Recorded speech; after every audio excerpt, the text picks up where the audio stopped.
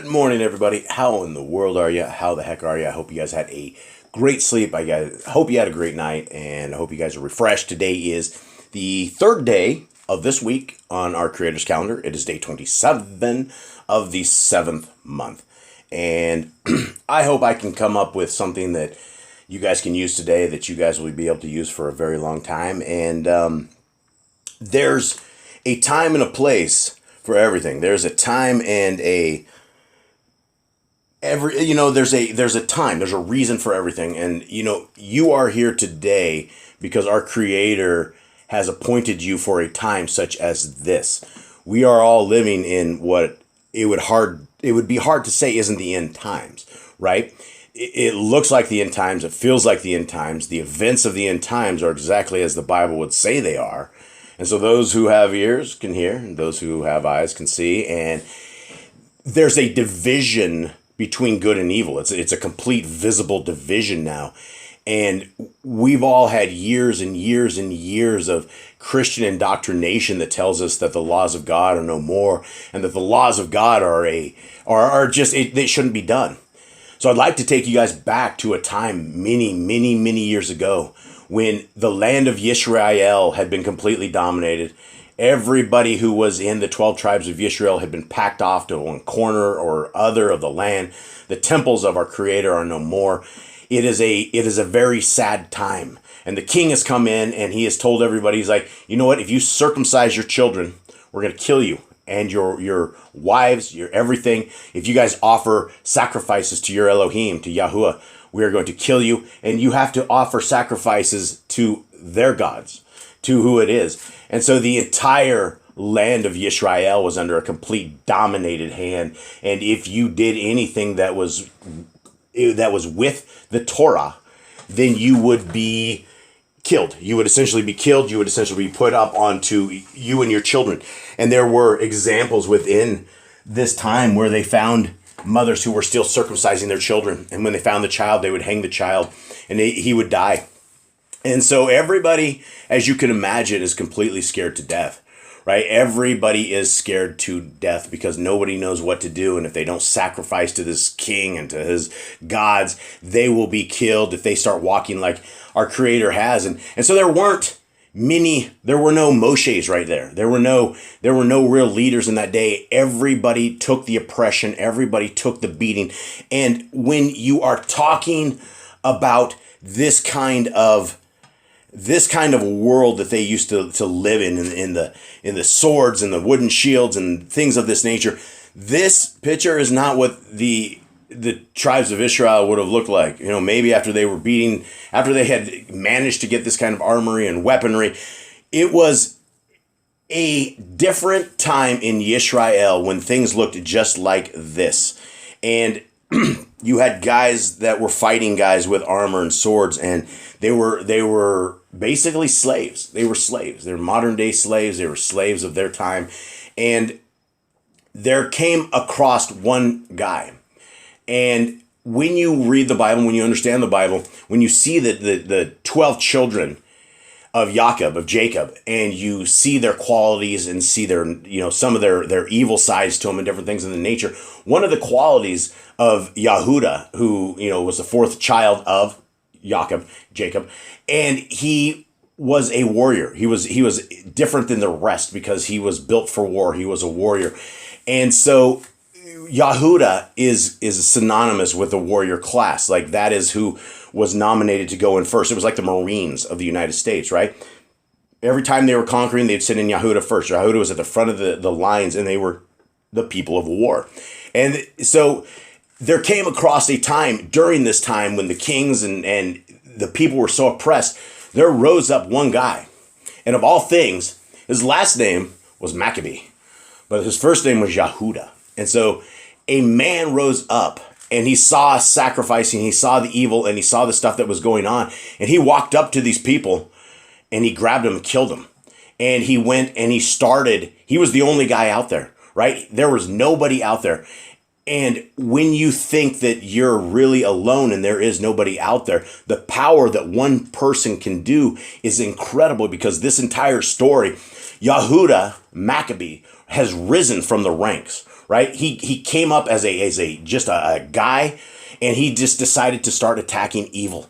And so people start following him. And all of a sudden, he got this little army of thousands of people, right? And he would go in and smite these towns and smite these places and smite all this great evil.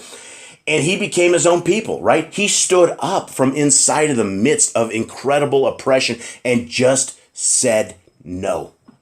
Said, no, I am going to keep the laws, statutes, and commands of my Creator as he has told me to be. And so a warrior class of people emerged out of this.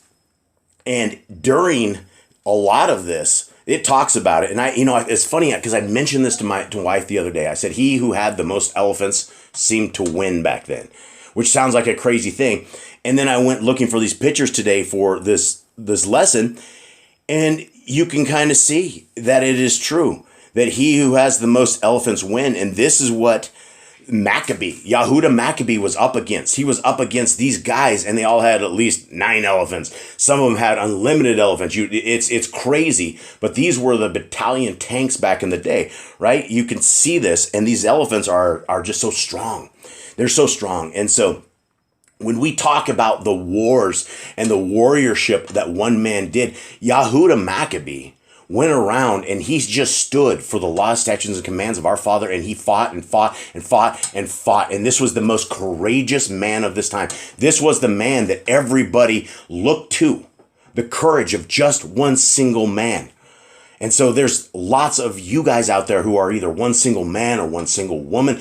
And it's these times where we must absolutely be courageous, and we must never deny the laws, statutes, and commands of our Creator or his Son Yahushua. Never. These are the times when us keeping the Sabbath and us keeping the Torah is going to become tribulation for us. And we must smile and we must look upon this tribulation because we must see these things come. If we don't see these things come and pass, then we know we're not furthering the timeline that the Bible has said. And so when we're talking about Maccabee, when we're talking about a one single guy that rose up and created such a problem for the entire system that was out there, guys, these can be you. This can be us. It can be any one of us because we must stand for our Creator. It is very clear. There's very few that make the kingdom. But those of us who do keep the kingdom, that do make it, are the ones that are keeping the commandments of God. They're keeping the law, statutes, and commands. Now, this ties in to everything that I want to talk about today because Yahuda Maccabee was out there slaying and slaughtering and doing it all, and he was unstoppable. He was completely unstoppable. But there was a time when he had a fight that he wasn't unstoppable. And this is the situation surrounding this. There's this guy, and his name is Bakchides. I don't know if I say that right, but Bakchides and he had been fighting for a very long time. And they had fought many wars, and they were just at each other's neck. And there was a time when Yahuda Maccabee had 3,000 men, and his men saw the direty of the situation and they bailed on him. They were gone. They saw what was about to happen. And you know what? There's times when we feel like we should be getting out of there. But there's something that we must say, and we can take courage, and we can use the people of old. We can use the people like Yahuda, where he said it in verse 10. If this is First Maccabees, guys. First Maccabees 9, chapter 9, verse 10. Then Yahuda said, "Far be it that I should do this thing and flee away from them. If our time has come, let us die manfully for our brethren, and let us not stain our honor." Now, this is a lesson for a lot of men, right? Men, I'm always encouraging men to be men.